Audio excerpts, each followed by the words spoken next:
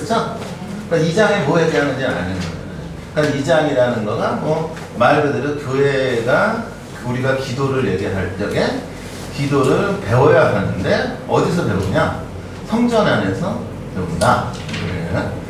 그랬을 적에 이제 첫 번째 명제 기도는 성전 안에서 배우는 행위다. 그래서 4편 2장은 기도는 자연 발생적 충동이 아니라 배워야 하는 것이다. 태제를 출발점으로 삼아요. 그 성경이 기도에 관해 말하는 바를 아는 것만으로 충분치 않고, 아까도 얘기했지만 내가 뭐 이렇게 아는 거 갖고 안 돼요. 그냥 아는 거가 아니라 기도하는 법을 살아있는 어디를 통해? 성전을 통해 배우는 일 자체가 신앙 성장 과정이다라는 진단이죠. 여기서 배움으로서의 기도는 단순한 개인의 어떤 경건함을 습득하는 것이 아니라 신앙 전통 단체가 자라나는 방식에 대한 교회의 자기는, 이게 이제 보편성하고 개별성을 얘기하는 거죠. 어떤 사람은 뭐 성당 안 다녀도 뭐 성전 없이도 개인적으로 경건한 사람이 있어요. 이해했죠? 근데 그것이 과연 제대로 된 습득이냐 아니면 전통 안에서 습득해야 되느냐, 이 문제죠. 이해했죠? 그러니까 개인적으로 경건한 것을 습득하는 것도 기도의 하나의 배움이지만, 그냥 예를 들어서 뭐 저기 뭐 칠보상 가갖고 7년 동안 돛 닦아갖고 내가 뭐 뭔가 깨우치는 것도 깨우침이지만, 많은 스님들이 왜 불교에 기이해서 가르침을 통해서 뭔가를 배우냐라는 거죠. 그래서 일종의 너무 개별성이 지나치면은 보편적일 수 아닐 수 있다라는 측면에서 얘기를 하고 있죠. 그래서 교리서는 그리스도교 기도의 전통은 신앙 정통의 성장에 속하며, 이는 관상과 연구를 통해 실제들에 대해 깊이 파고들며 왜 이루어진다. 그러면 이제 뭐냐, 언어가 어렵잖아요. 그래서 성장이 뭐냐, 도대체 관상은 뭐냐, 연구는 뭐냐, 요 단어들에 대한 해명이 필요한 거예요. 그래서 여기서 이제 성장은 시간 속을 이동하는 교회의 기억이, 그러니까 이제 말 그대로 성장이라는 것은 그냥 단순하게 디벨롭먼트 이게 아니라 시간 속을 이동하는 교회의 기억은 교회 안에 수천 년 동안 계속해서 이루어졌던 어떤 전통이 이렇게 있는 거죠. 관상가, 그러니까 하느님에 의해서 나를 온전히 내아껴서 깊이 있게 기도의 종착점에 갔던 이들과, 그쵸? 그것을 연구하는 거예요. 뭐 하는 거라고? 연구하는 거예요. 그러니까 저는 영성신학을 공부했잖아요. 왜 영성학을 공부한 게 아니라 영성신학을 공부하냐는 거예요. 응? 영성이라는 것은 사람들마다 뭐 불교 영성 뭐 다들 있다고요. 그쵸? 근데 그것을 신학적으로 연구하기 때문에 저는 영성신학을 공부한 사람인 거죠. 그쵸? 맞죠? 제가 불교학으로 공부한 사람이 아니란 말이에요. 그쵸? 종교학으로 공부했으면 종교학자인 거고. 그죠? 그러니까 여기서 이제 신학적으로 연구하는 거지. 그러니까 이게 뭔가 있어. 이 사람들 전통 안에서 뭔가 이게 있어. 이것을 신학적으로 이렇게 연구해서 그게 뭔지 밝혀놔야지만 이것이 설득력을 지니는 거죠. 이해했죠? 그러니까는 이제 개신교에서 잘하는 게 간증이잖아. 뭐라고? 간증. 그래서 이제 체험에 대한 얘기 많이 한다고. 그러면 체험 얘기하면 사람들이 그래 나도 그랬어, 눈물 줄줄 쫄 아주 좋아. 그런데 문제는 체험이 학문적이지 못하게 되면은 이게 객관성을 잃는단 말이야. 이해했죠? 그러니까 이게 아니라고. 그러니까는 이런 부분들을 정말 아카데미컬하게 이성의 질서에 벗어나지 않게 연구하는 그런 작업을 통해서 이 교회가 얘기하는 내용이 이제 기도가 배운다라고 하는 내용이다. 그래서 간상은 성모님의 마음속 간직하고 되새김질한다라는 그 말씀처럼 복음의 태도를 교회의 기도 안에 제도화한 전례, 시편, 성무일도, 성체주배의 흐름과 맞닿아 있고, 그러니까 이게 무슨 얘기야? 간상이라는 거가 사실상으로 내가 하느님한테 끌려가지만 이게 단순히 개별적인 체험으로 끝나는 것이 아니다. 이해했죠? 교회의 어디에 속하는 것이다? 전통 안에 뿌리를 두고 있는 것이 이렇게 되는 거예요. 그쵸? 그 다음에 연구는 성경 주석. 그래서 이제 성서 주석학을 하는 거고, 교부들을 공부하고 수도원들을 공부하고 교의신학의 탐구를 통하여 기도 언어가 문법적으로 정련되는 과정을 뭐라고 하는 거다? 연구하는 것이다 라고 하면서 이 두 가지 상호작용이야말로 교회가 하느님의 구원 사건을 단순히 보존하는 것이 아니라 간상으로 맛보고 연구로 해석하며 다음 세대가 교회처럼 기도하도록 전수할 수 있는 살아있는 무엇의 역동성이다? 성전의. 그러니까 성전이라는 것은 그냥 어떤 소아델레사라는 인물이 있어도 소아델레사가 이렇게 하느님을 처음 했다가 성전이 아닌 거예요. 이해했죠? 그러면 소아델레사 그런 체험을 했는데 그거에 대해서 반드시 학자들이 신학자들이 추적해 들어간다고. 어? 얘가 이런 체험을 통해서 이런 소아델레사 편지를 굉장히 많이 써놨잖아. 그럼 신학자들이 그 편지를 다 분석해요, 신학적으로. 어? 분석을 해서 얘가 정신병자인지 진짜인지 무슨 일인지 아시겠어요?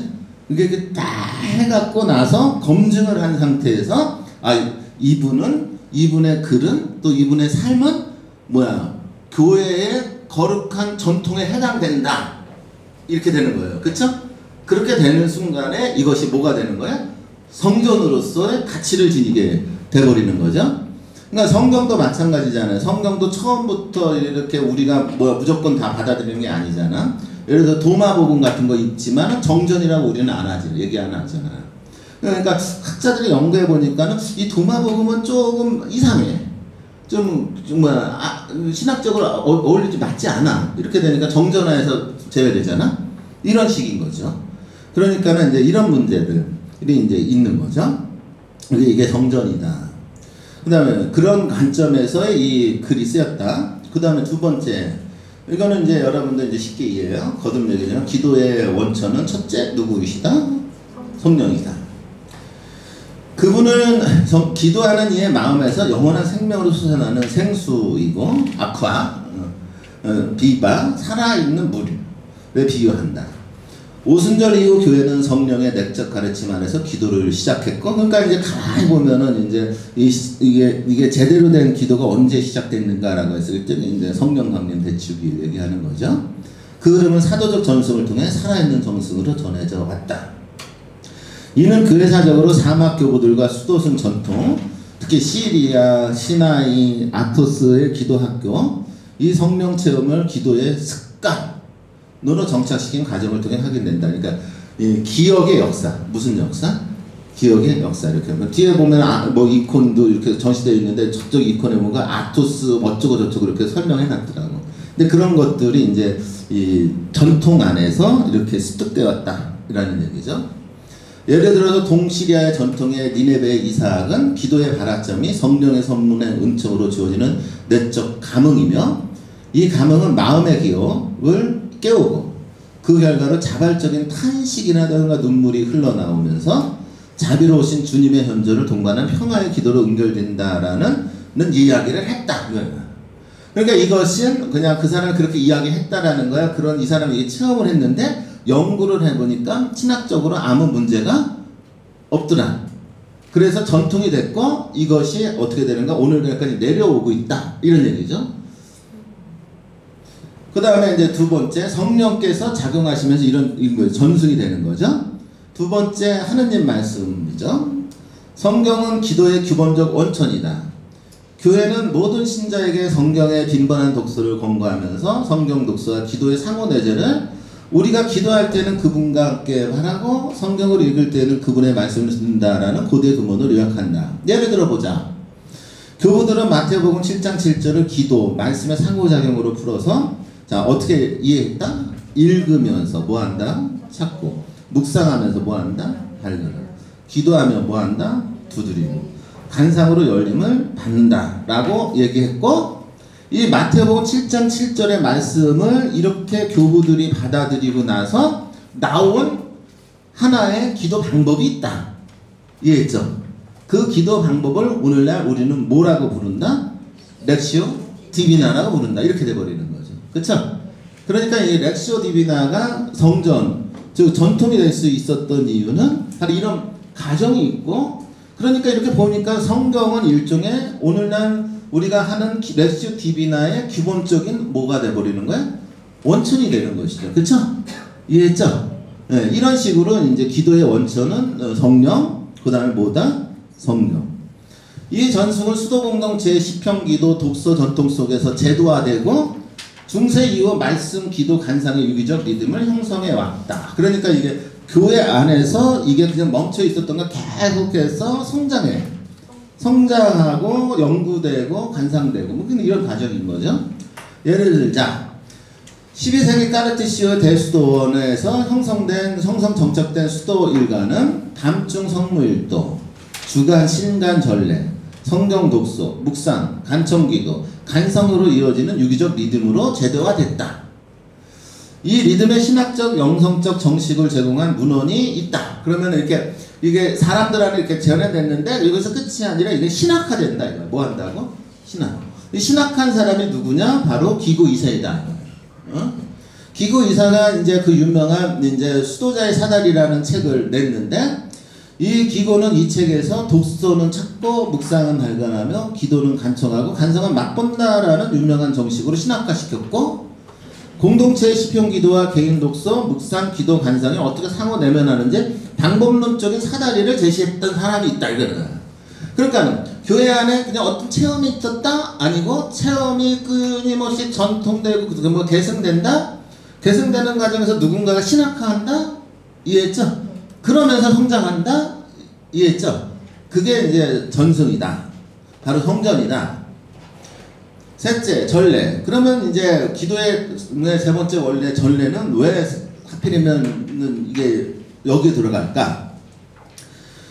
그리스도와 성령의 사명은 성사적 전례 안에서 현실화 소통되며 그 사명은 기도하는 이의 마음 안에서 계속된다. 그러니까 이제 우리가 계속 얘기하죠. 예수님이 제자들을 모아놓고 이제 이는 내 몸이다. 먹어라. 이거잖아요.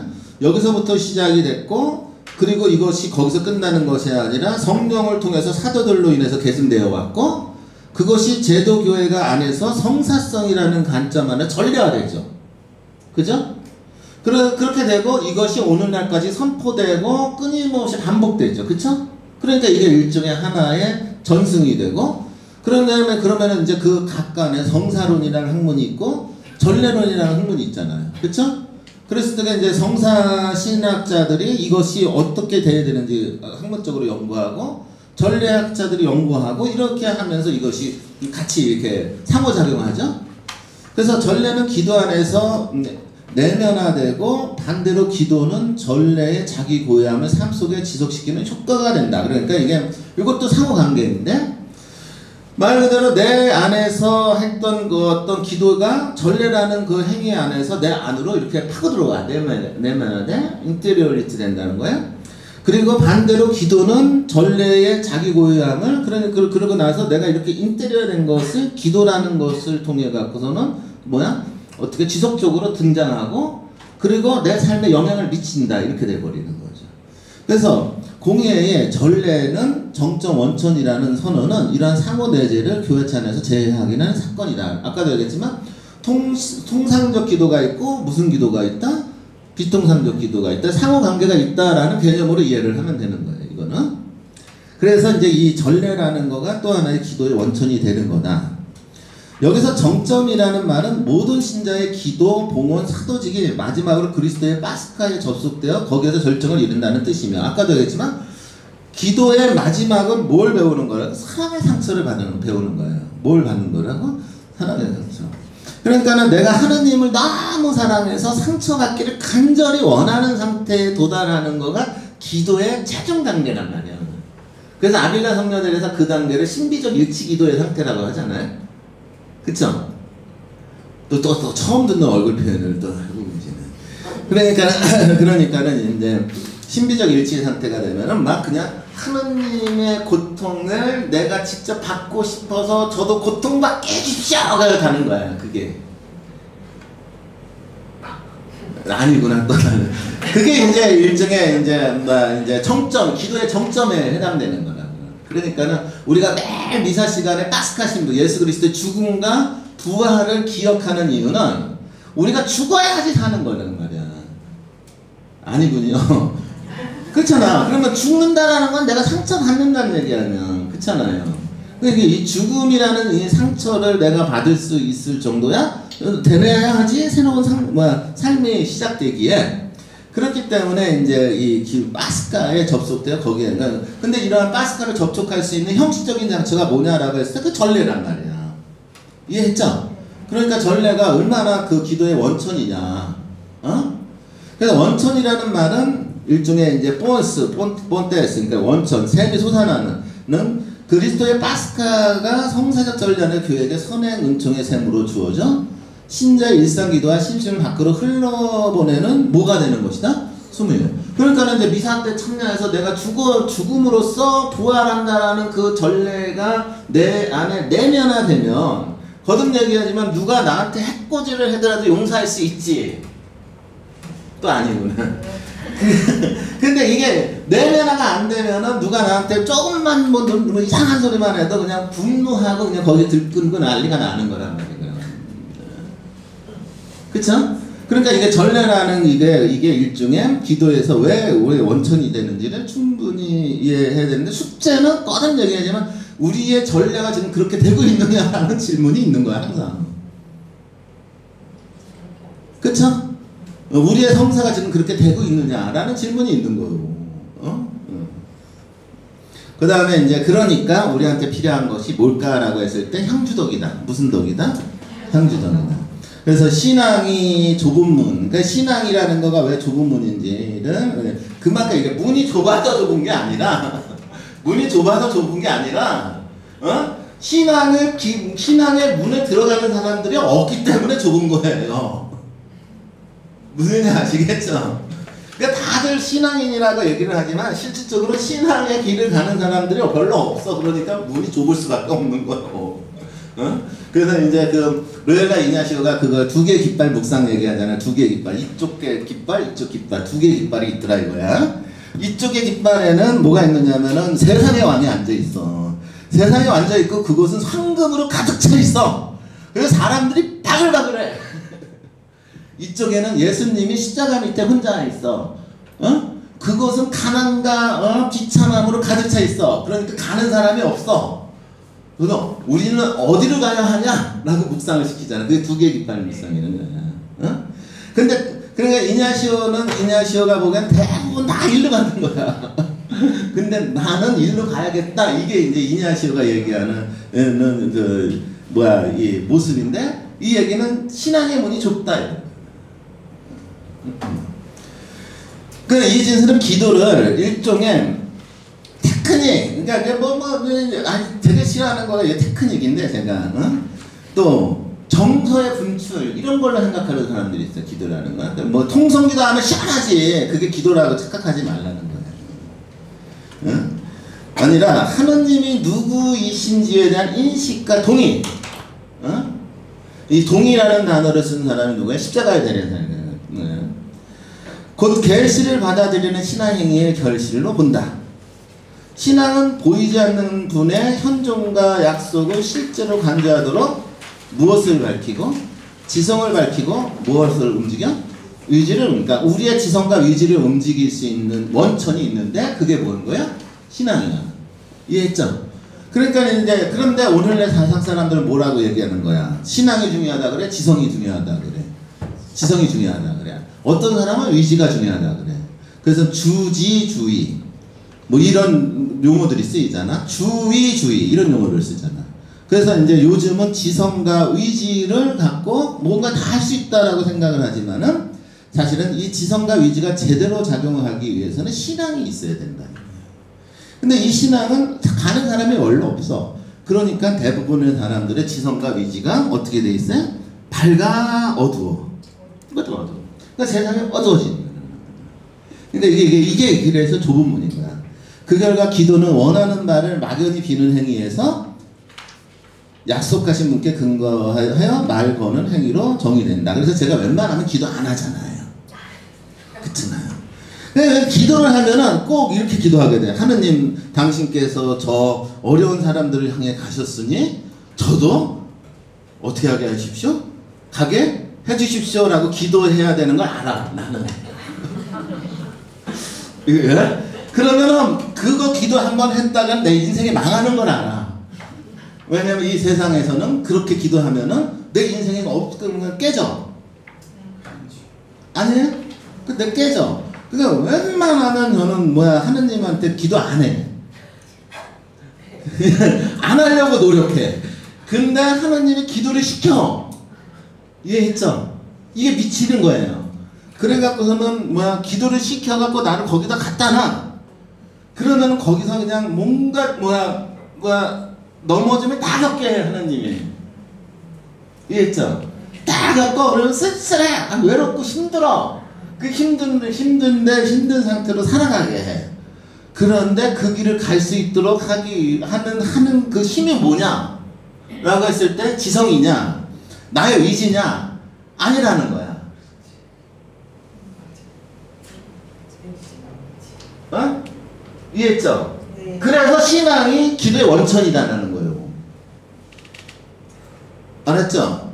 이게 교리서에서 얘기하는 측면인 거야.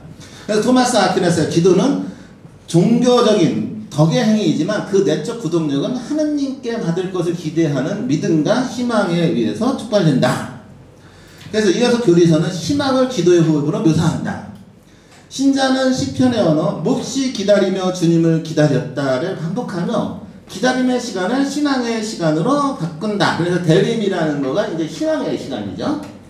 왜? 대림은 기다린다는 뜻이지만 동시에 희망한다라는 뜻이잖아요.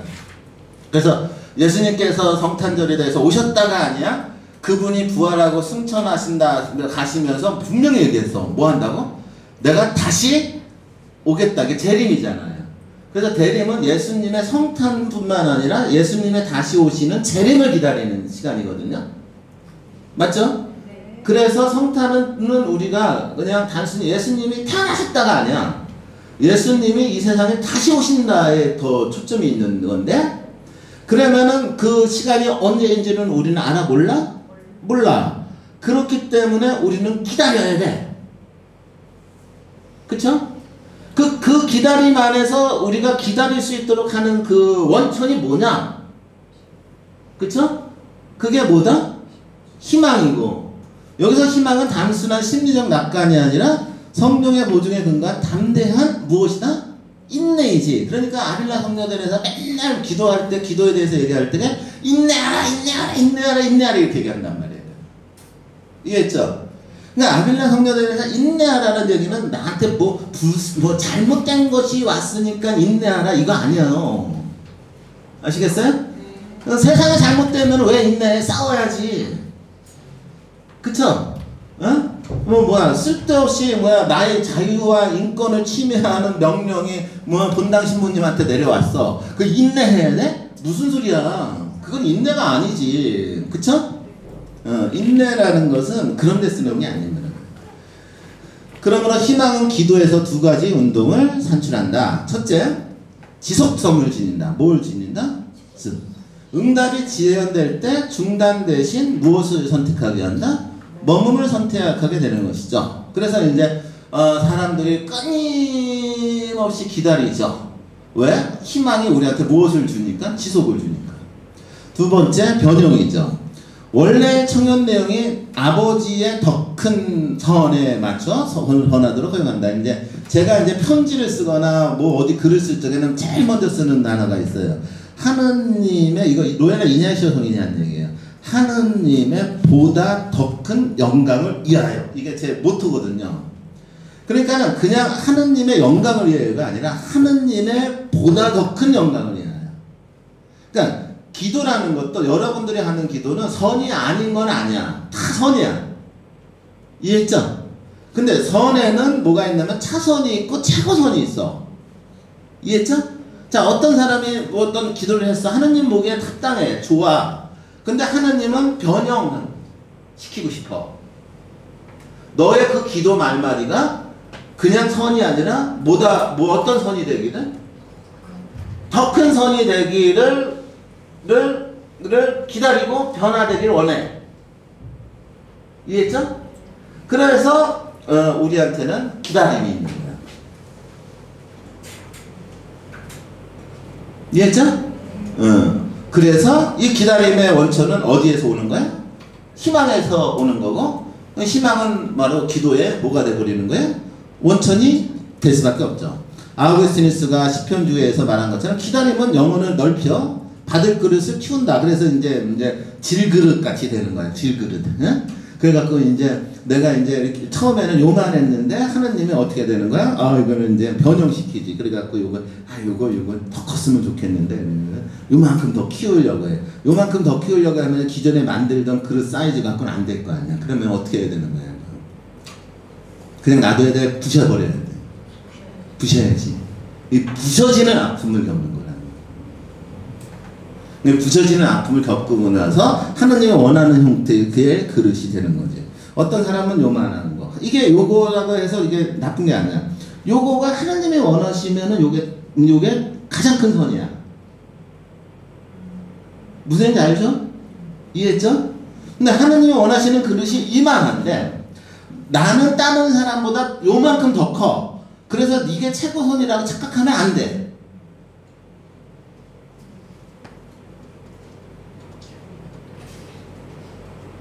알아듣는 거죠, 지금. 네. 그쵸? 네, 알아들어야죠. 그쵸? 그러니까 이제, 사람들마다 그릇이 있단 말이야. 이게 카파시티라고 하고, 능력이라고 하는 거지. 응? 그래서 얘가 하느님이 원하시는 크기가 있는데, 그 크기에 맞추는 거가 일종의 이게 이 기도의 메커니즘이고, 그러기 위해서는 그 크기에 맞춰서 내가 변형되기 위해서는 오랜 시간 기다림이 있고, 그 안에 부서지는 아픔도 있고 이렇게 돼버리는 거라고요. 응? 하나님이 왜 내 기도를 안 들어주실까를 생각하지 말고 내가 왜 안 깨지고 있을까를 생각해야 되는 거야. 마지막으로 교리서는 사랑을 기도의 정점으로 제시한다. 사랑은 탁월한 행위 몇 가지를 완수해내는 순간의 고향감이 아니라, 그러니까 이제 내가 이제 그 자선주의 같은 경우에 이제 하는 얘기가 이게 내가 어떤 사람 어느 날 갑자기 내가 저 사람을 도와주고 싶어. 그래갖고 내가 저 사람을 도와줬어. 그랬더니 기뻐. 그치? 기뻐. 그게 자선이냐? 라는 질문이 있는 거야. 응? 사랑은 탁월한 행위 몇 가지를 완수해내는 순간에 뭐가 아니라 고향감이 아니라 일상에 비천한 조건들의 덩어리를 기도로 반죽하여 누룩처럼 번모시키는 그냥 사랑이나 습관적 사랑이나. 예. 이게 사랑이라는 거가 몸에 억하이라도 돼서 습관이 돼야 되는 거지. 어떤 이벤트가 돼서는 안 된다는 거야. 이벤트가. 그래갖고 내가 이제 제일 의심하는 사람이 어떤 사람이냐면 어느 날 순간적으로 나한테 잘해주는 사람 절대로 나는 안 믿어. 그 사람의 평소의 생활 습관 양식 안에서 꾸준하게 나한테 관심을 갖고 다가오는 사람이라면 나는 그 사람을 믿어. 이해했죠? 근데 어느 날 나한테 괜히 친절하고 괜히 잘해주고 뭐 이상한 그건 의심해. 나는 100% 의심해. 그 사람은 나를 이용할 가능성이 많은 사람이에요. 그러니까 가짜 사랑이죠. 그래서 이제 여러분들이 누구를 사랑하느냐라는 질문에 대한 대답은 이거를 바탕으로 하면 되는 거예요. 여러분들은 내가 누구를 사랑하는가 아니냐. 나한테 잘해주는 사람을 사랑하는지 아니면 내가 늘 관심을 갖고 있는 사람이 있는가 이걸 모르는 겁니다. 네, 대부분의 여러분들 안에는 습관적으로 끊임없이 지속적으로 관심의 대상이 되는 사람이 있는 거예요. 그런 사람들의 사랑은 진짜 거룩하고 아름다운 사랑인 거라고 볼 수 있죠. 부모가 자식을 사랑하는 마음, 그렇죠? 이런 경우가 이제 이런 거라고 볼 수가 있죠. 다시 말해 사랑은 청원의 내용보다 관계의 밀도를 관계의 뭐를 우선시한다고? 밀도를 우선시하여 하루의 기쁨, 불안, 노고, 사소함을 하느님과의 대화로 엮어내가죠. 이 지점에서 기도는 더 이상 행위가 아니라 무슨 양식? 제가 좋아하는 단어 뭐다? 삶의 양식이 된다. 뭐의 양식이 된다? 삶의 양식이 되는 것이다. 제가 요즘 우리 집 세간 살림을 다 끄집어내서 뒤에 먼지 털고 막 정리하고 이러고 있었어요. 며칠 한 3일 동안 딱 했는데 근데 그 부엌 공간이 너무 작은 거예요. 근데 우리 집 사람이 이게 그릇을 좋아해갖고 그릇을 이쪽에 이제 뭐 이 책장 같은 데다가 잔뜩 쌓아놨어요. 고민을 한 거야. 한 몇 개월을. 제가 이제 자랑하는 거예요.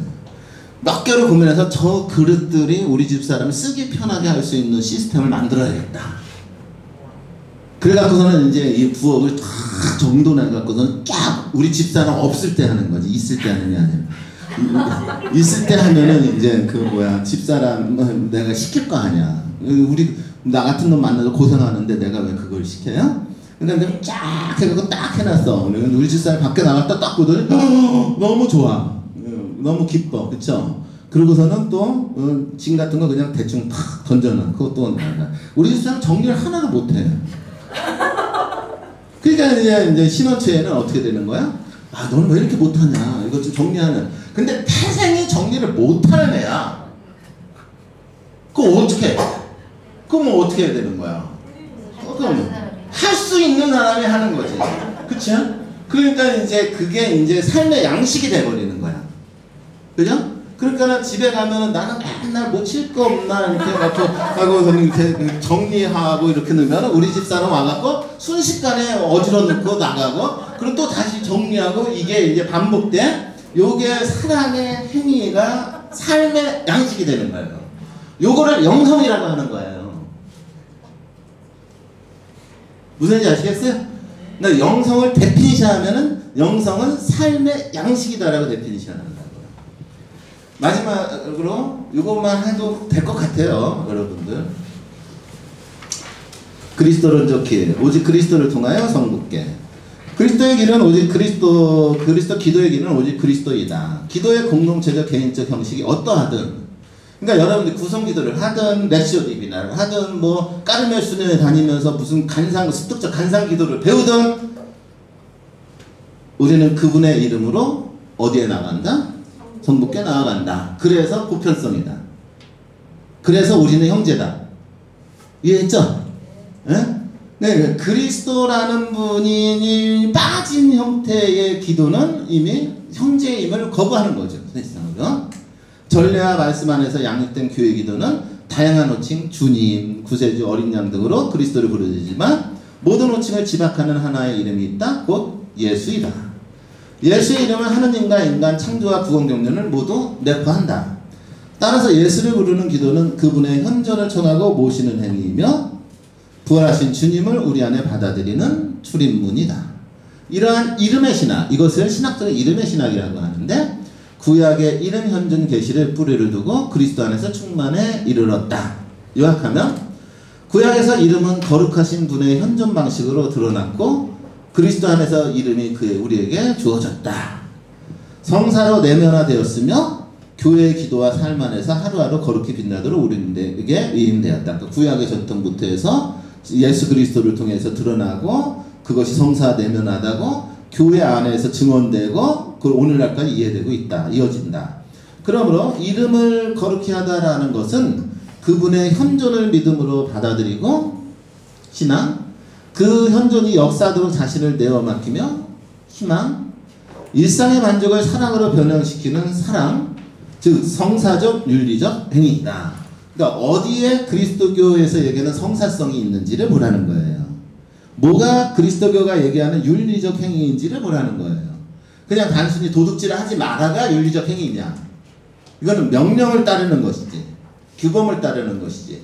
그것이 아니라 왜 도둑질을 하지 말아야 하느냐라고 했을 때 그 정점은 그리스도 안에 있다. 그 정점에서 우리는 예수의 이름으로 청하고 그 이름을 부름으로써 그분 자신을 맞아 드리는 것이다. 성령은 기도의 내적인 스승이다. 뭐 이런 얘기. 성모님과 성인들의 친교 안에서 드리는 교회의 기도가 있다. 성모님 얘기. 성인들의 정구가 있다. 뭐 성인들의 끊임없는 정구, 통공 얘기. 그러나 영성은 다양하다. 뭐 한다나? 다양하다. 그러니까 왜냐하면은 그리스도를 중심으로 해서 다양하게 이렇게 분화되는 것이죠. 그러면서 뭐 예를 들어서 전례 시평 기도가 있는가 하면 간상과 정화 중심의 가르멜의 기도가 있고 예수의 뭐 사도직적인 형태의 식별하고 관계되는 뭐 모습이 있고, 동방의 헤시키야즘이 있고, 뭐 현대 뭐 살레시오 뭐 포콜라네 뭐 등등등등 뭐 이런 것들이 많죠. 중요한 건 다양성 안에 뭐다? 일치다. 예수를 중심으로 일치다. 기도의 교육의 생태계가 있다. 그래서 이거는 앞에서도 오늘 강의 첫 번째 했던 거하고 연결되는 거죠. 그래서 가정이고, 그 다음에 이제 서푼된 봉사, 사제들의 역할이 있고,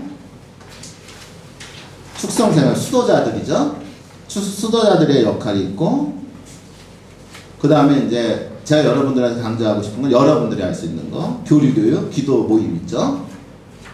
그래서 이제 교리교육은 개인 기도에서 말씀을 묵상하고, 전례 기도에서 말씀을 현행하며, 삶 안에서 내면화하여 열매 맺도록 이끄는 것이 이제 교리교육이다.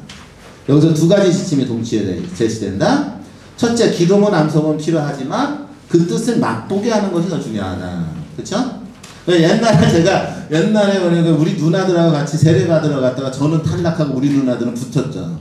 근데 이제 그 신부님이 이제 우리 누나들한테는 성모성 안개하라고 시키고 나한테는 사도신경 안개하라고 시키고. 그러니까 내가 어린 나이가 사도신경 안개하기가 되게 어려웠거든요.